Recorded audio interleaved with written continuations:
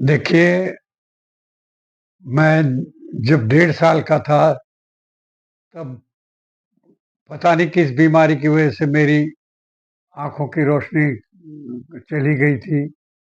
फिर ऑपरेशन करने से एक आँख में थोड़ी रोशनी आई, जिससे मैं इतने पास से पढ़ पाता था।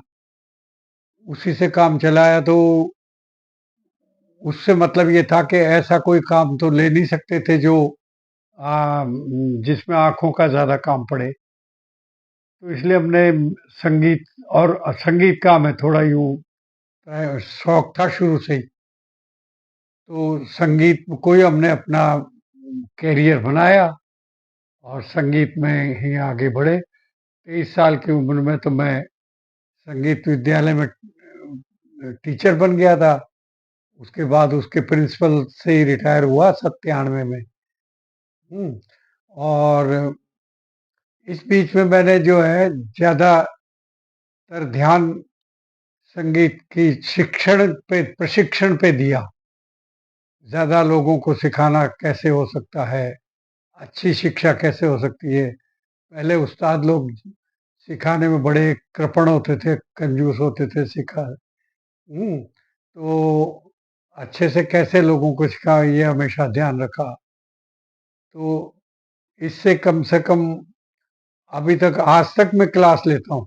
अभी भी मेरे पास 40-50 स्टूडेंट आते हैं और इससे 65 साल के करीब सिखाने के उसमें मैंने हज़ारों ही स्टूडेंट्स को सिखाया है।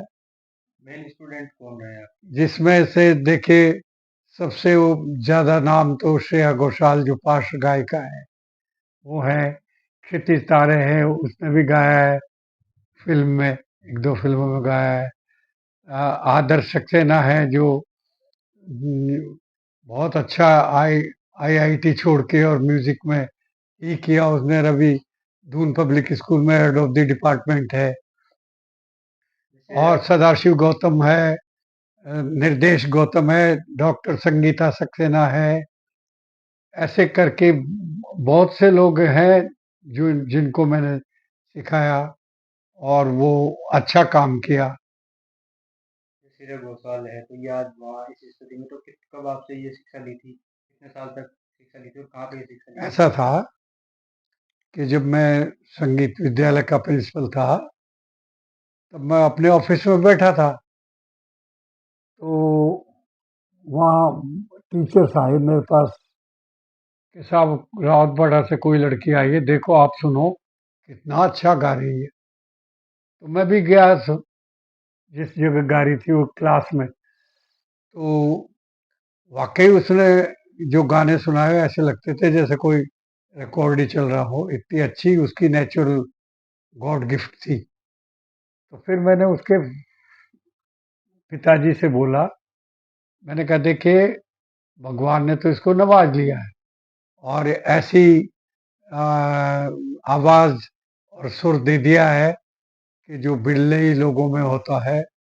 लेकिन अगर इसको फर्दर आगे की सही शिक्षण के में आप असफल रहे, तो ये यही लोकली प्रोग्राम वोग्राम दे के फ्लॉप हो जाएगी। क्योंकि मैं ऐसे सैकड़ों, कई बीसियों, सैकड़ों नहीं तो कम से कम बीसियों 30 ऐसे तो प्रतिभाओं को जानता हूँ जिनकी आवाज़ें वगैरह बहुत अच्छी थी, गॉड गिफ्ट था।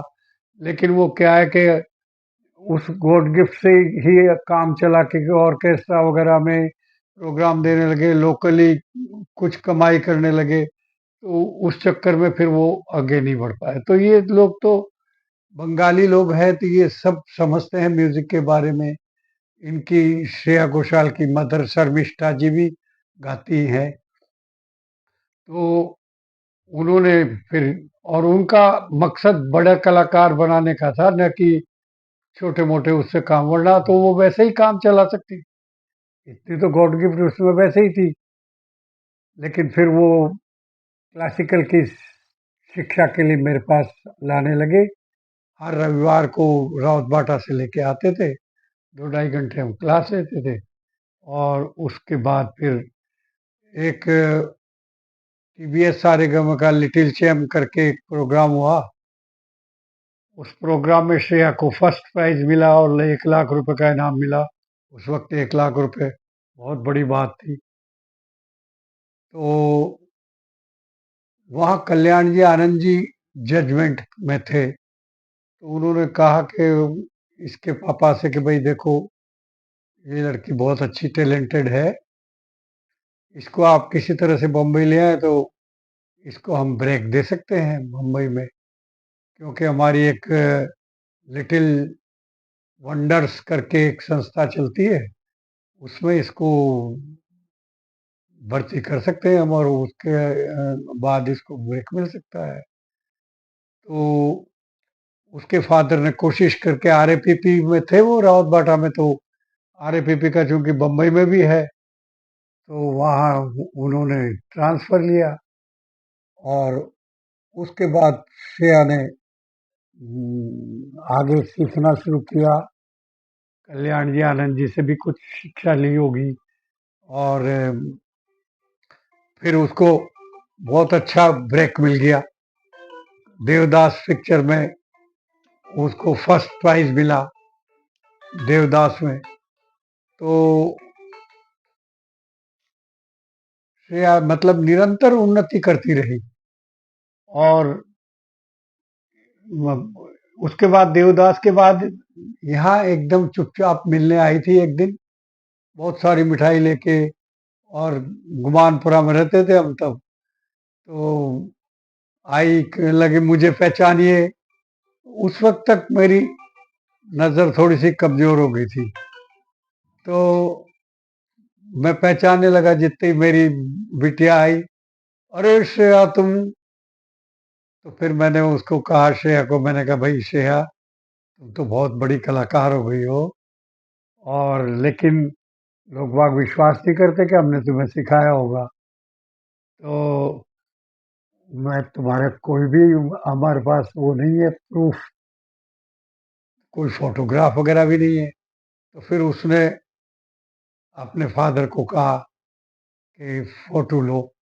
फिर फोटो लेके वो उन्होंने भेजे फोटोग्राफ्स यहाँ, है ना, यहाँ लगे हुआ है एक फोटो उनमें से। तो उसके बाद फिर 18 साल बाद अभी मिलना हुआ। कैसा लगा आपको जब साथ मिले? अभी जब एकदम से इंडियन आइडल से फोन आया कि साहब श्रेया का बर्थडे है, तो उसको आशीर्वाद देने के लिए हम सडनली, श्रेया को मत बताइएगा, हम उसको सरप्राइज देना चाहते हैं, तो आप आए, यहाँ से सब प्रबंध हम करेंगे। मैंने कहा इतनी जल्दी में कैसे आना जा, कि नहीं हम टैक्सी का और अब ट्रेन का सारा प्रबंध करेंगे सब। तो उन्होंने किया, गए हम वहाँ। फिर श्रेया, एक चिट्ठी थी श्रेया की मेरे पास पहले की, पहले ही पहले जब यहाँ से गई थी वो, तब की वो चिट्ठी उस उन्होंने पढ़ी और कहा कि श्रेया पहचानो ये कौन है। तो उन्होंने कहा कि ये तो मेरे गुरुजी की को लिखी थी मैंने चिट्ठी। तभी तक फिर मेरा प्रवेश हुआ। फिर मैंने कहा भाई चिट्ठी का जवाब मैं आप दे रहा हूँ, मैं खुद आ गया। बहुत खुश हुई श्रेया। श्रेया बहुत दो दो बार चरण छुए उसने, नीचे जमीन पे बैठ गई और कि ये वो, मैं गुमानपुरा आती थी सीखने, और बस से उतर के बाईं तरफ मुड़ के जब जाती थी तो वो 2 मंजिला मकान जो है जिसमें मेरी क्लास लगती थी, वो मेरे लिए संगीत का मंदिर था, कोई घर नहीं था, संगीत का मंदिर था। और गुरुजी ने जो मेरे को शिक्षा दी है, आज तक मैं उसको याद करती हूँ, उसका अभ्यास करती हूँ। फिर मैंने उसको अपनी जो जितनी अभी तक की बंदिशें, आलाप तान वगैरह की एक कॉपी जिल्द बनवा के, और मैंने कहा भाई श्रेया हमारे तो देखो कमाई यही है जीवन की, हमारे पास तो धन ये है, ये तुम्हें गिफ्ट करने के लाए हैं। तो बहुत खुश हुई, उन्होंने कहा मेरे जीवन की इससे ज्यादा मूल्यवान गिफ्ट कोई हो नहीं सकती। और दोबारा चरण छुए, बहुत बहुत प्रेम दिखाया, बहुत सम्मान किया उसने। और अच्छा रहा। आपका नाम आज आज आएगा वो प्रोग्राम, किसका है? आज शाम को 8 बजे वो इंडियन आइडल के उस पे आएगा।